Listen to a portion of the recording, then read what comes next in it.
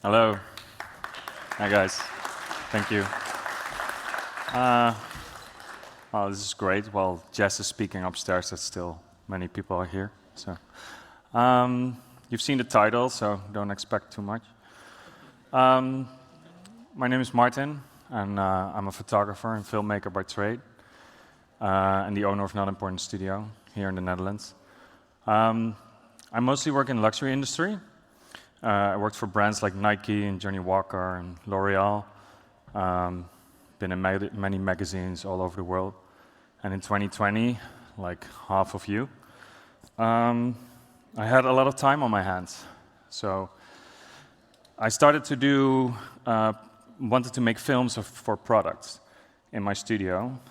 But most of my ideas didn't really translate very well to practical things, like hovering bottles is like, it's difficult. So I asked a friend if he could do this for me, because I knew he did something with 3D, and apparently he was in game design for me, but that was the same thing.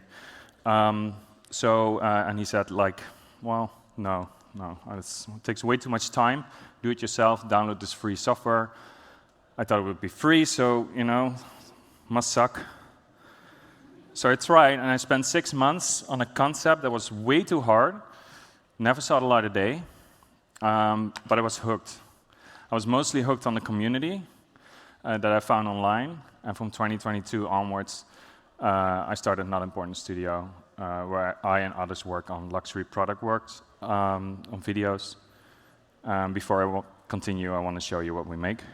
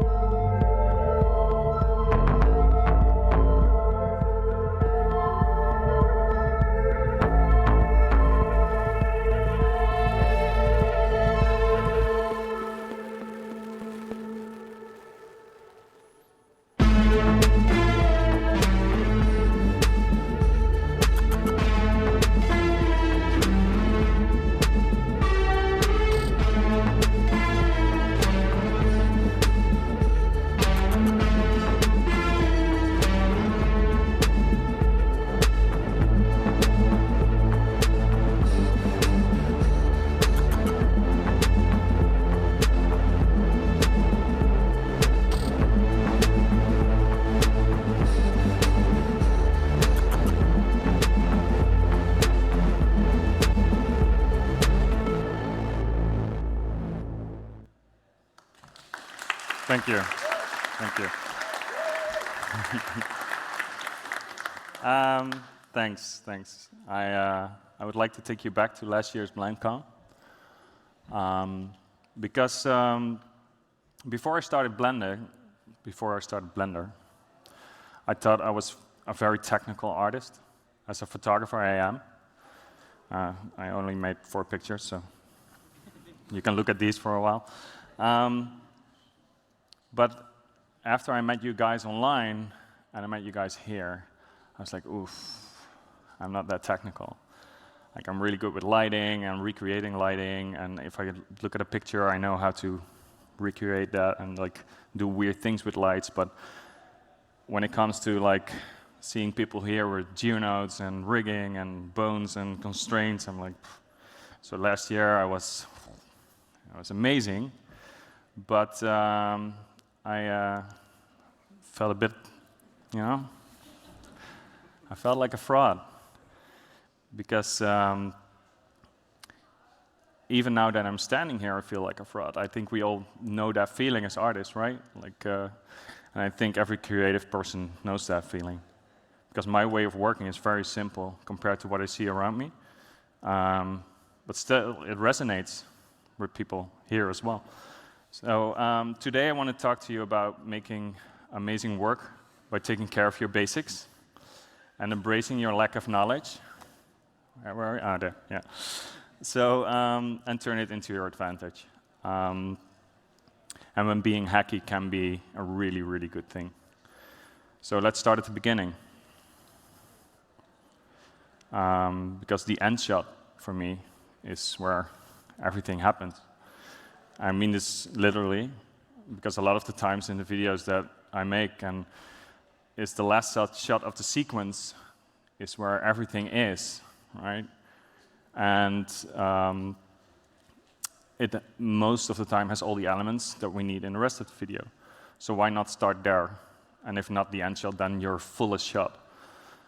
So the mood for this production needed to be medical, studio vibe, kind of simple, elements of pine and wood and rock.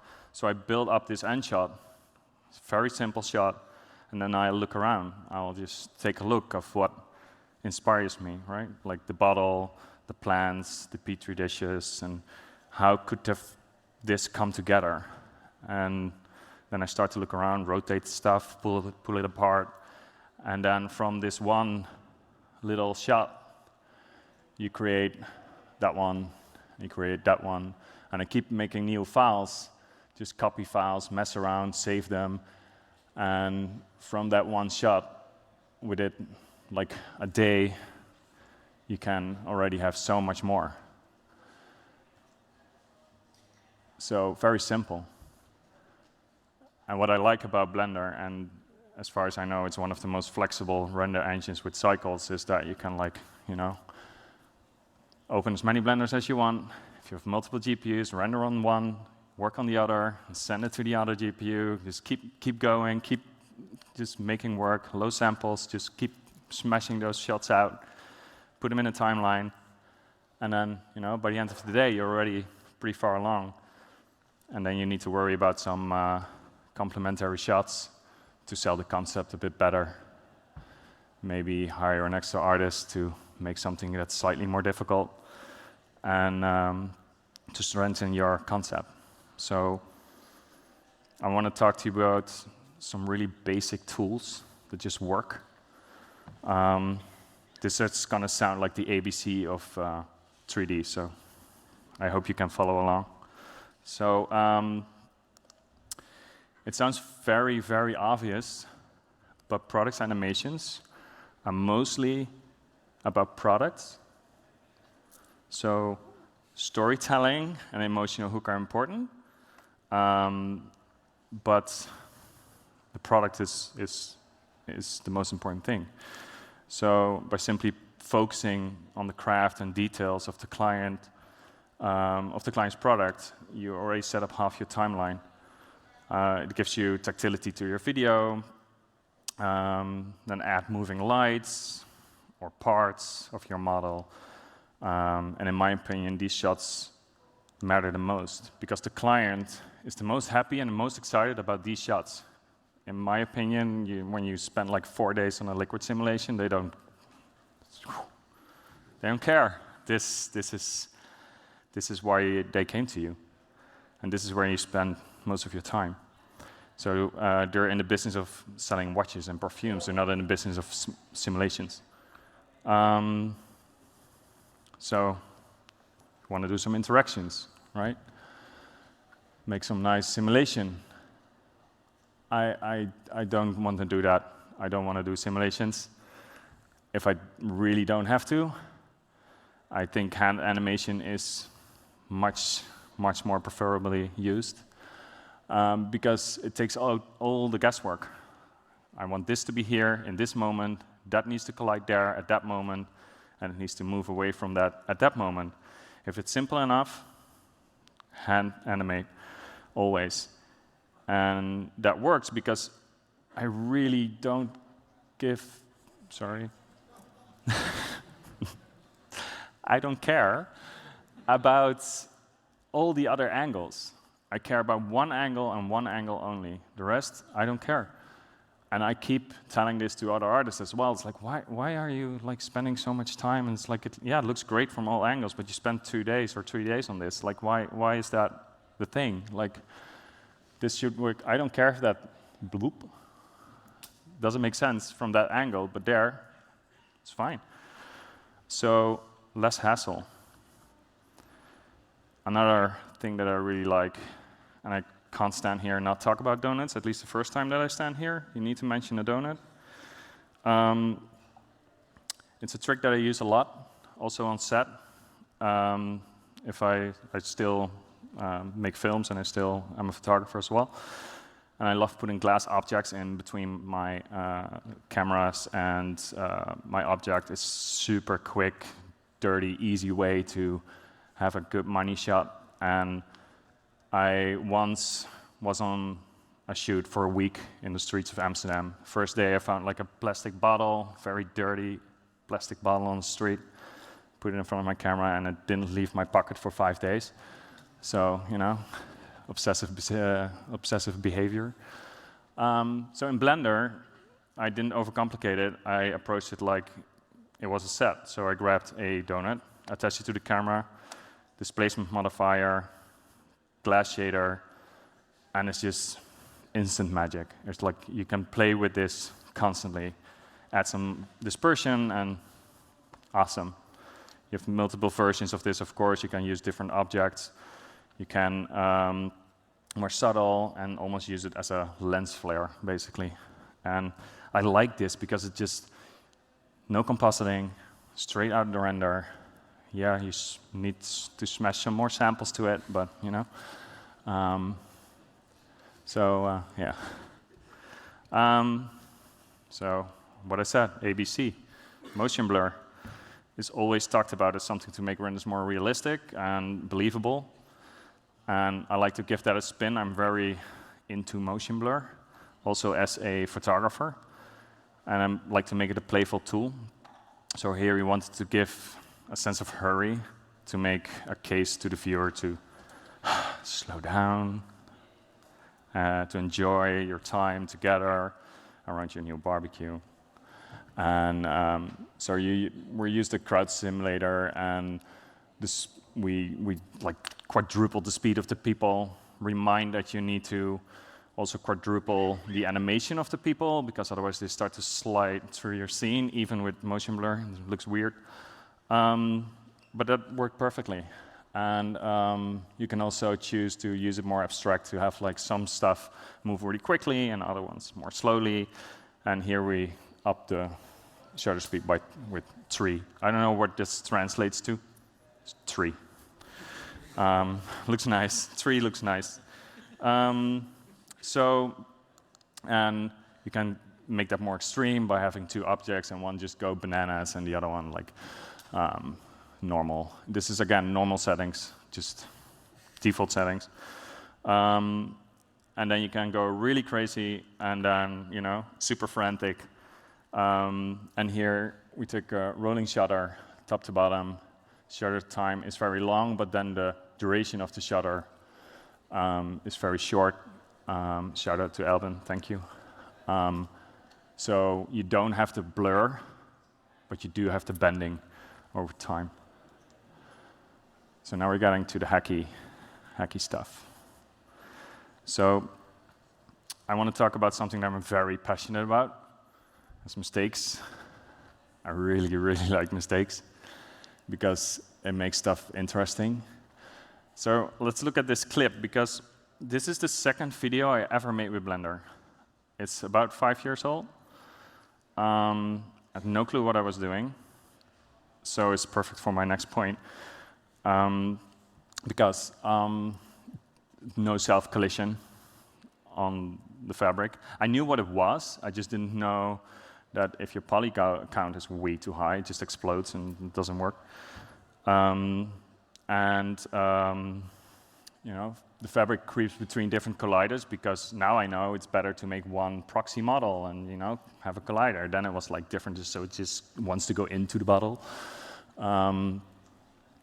And weird lines where the fabric intersects, because I had no idea what subsurface scattering was and how it worked, and it's like weird weirdly does things, and I didn't know that that was the issue. So, you know, start over, try again. But I argue against that. Like, why want to try to make that? So this is the final video, I think. Or did I go backwards? No, I think this is it. No, sorry. There we go, final video. So just lean into that effect, embrace that mistake, and make it your own. Show it. This way of working still persists with me till today. My tool belt is bigger, but I still stumble around in Blender, and now a lot of times with GeoNode setups of other people, and I don't know how it works, and I just tie things together, and either it explodes or it does something that I didn't want it to do, and then I just lean into that. So what happens if tricks are not enough? When do you need to be hacky?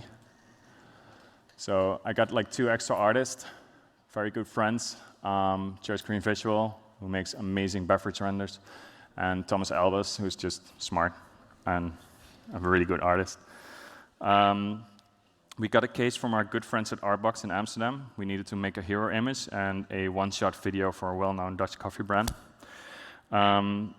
We don't want to be hacky here just to be hacky. We need to be hacky to be efficient, on time, and within budget. So this is what we made. There's no Houdini, there's no liquid simulation. So this is how we do it. I'm going to speed run this a little bit.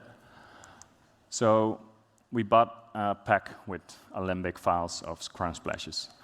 And we apply that, and just what I like about applying stuff, and that you can cut it together and make your own thing. You can art direct it. You know where the splash is and where you added some ice cubes and coffee beans. And, but since you applied the Alembic, you lose the nice motion data. But then shape keys. Shape keys for everything, people. Shape keys for life. It's like, it just works. It's nice, and it's easy. So now, a lot of times when I try to do something in, like, with motion and like geometry nodes, and I can't figure it out, and I'm like, wait, shape keys. But what about the beautiful swirling stuff in the glass? So my first solution that I thought of was like, I don't know, AI. So it didn't work. This is where my dear friend Thomas comes in. He made his first version of a 2D pyro solver for Blender. I have no idea how it works. Like, stuff goes in, math happens, and then this comes out. Very cool, very easy to work with. You can find it on Superhive and on Gumroad. So we made a image sequence of this, and it's funny, we're being a little bit too hacky because we made a viewport render, and we forgot to disable the UI. So in even one of our last versions, there was like the world origin was in there. So, small mistake. And then you use that to drive your shader. It's that simple. Very hacky, but very effective. So what would be the takeaway that I want to have for you? Because I want you to leave with something in this talk. We all feel insecure about our work and our position to other artists as well. We constantly compare ourselves. We see other people, we're amazed by it. But you shouldn't be intimidated by their workflows. Just lean into your own strengths, and you will be just as impressive. I think that's my biggest contribution here. And I want to thank all of you, because this community, without it, I would have never pushed as far as an artist as I am today. As a photographer, you're very, this sounds sad, but you're very lonely. Also in set with other people. You're the photographer, there's nobody else that does that work. With this, you always have the community, especially with Blender. As a photographer, I learned to trust myself, and here I learned to trust other people. So thank you for that. This is where you can find us, so thank you. Thank you very much.